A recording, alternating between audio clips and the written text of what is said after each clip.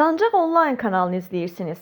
Ən son yenilikləri qaçırmamaq üçün kanalımıza abunə olun, videonu bəyənin və bildiriş butonunu aktiv edin.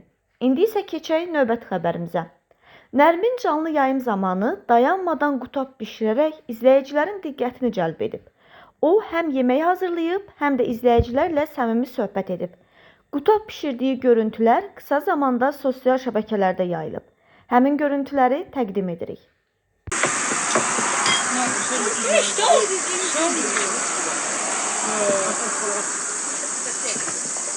Atamın üstüne götürürsen.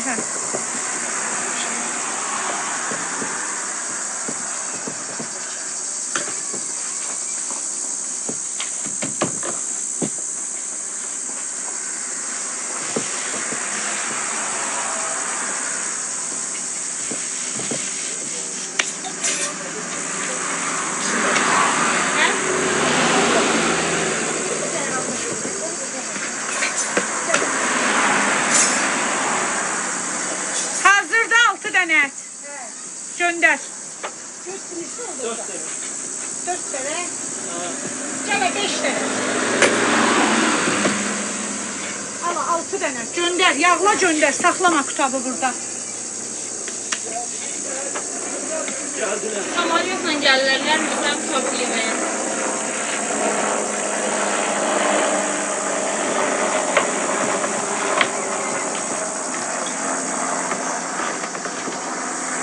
Bir tane daha falan hazırda. Tam güzel. Tam bir şey. Özde sazın altı qəşəydi. Biraz seçmək lazımdır. Əlbi qoyuyor. Odunu seç biraz. Nərminə bax. Aynen.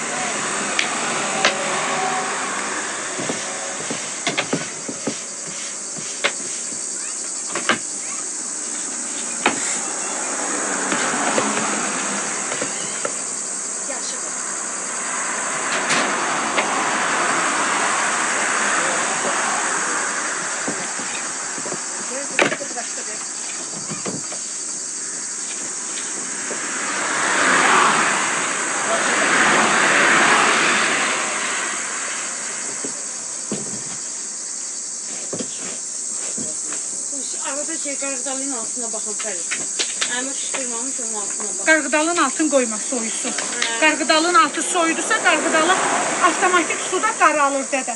Altını iteli onun. İstəyənə də verin getsin.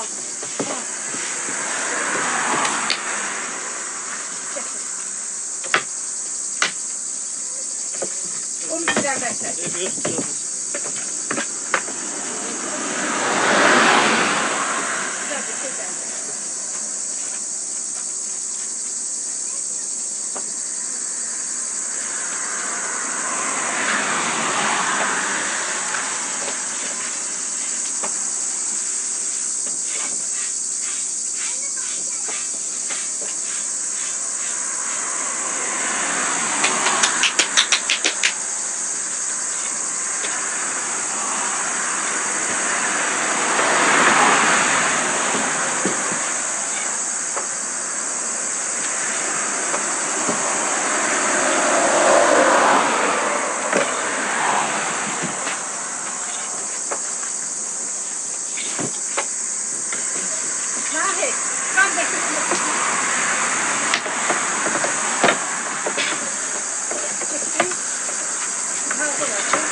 Ne kadar? Onlarınki hazırdır. 6 getdi. Ala, Nərmin ala. Adala şifat eller.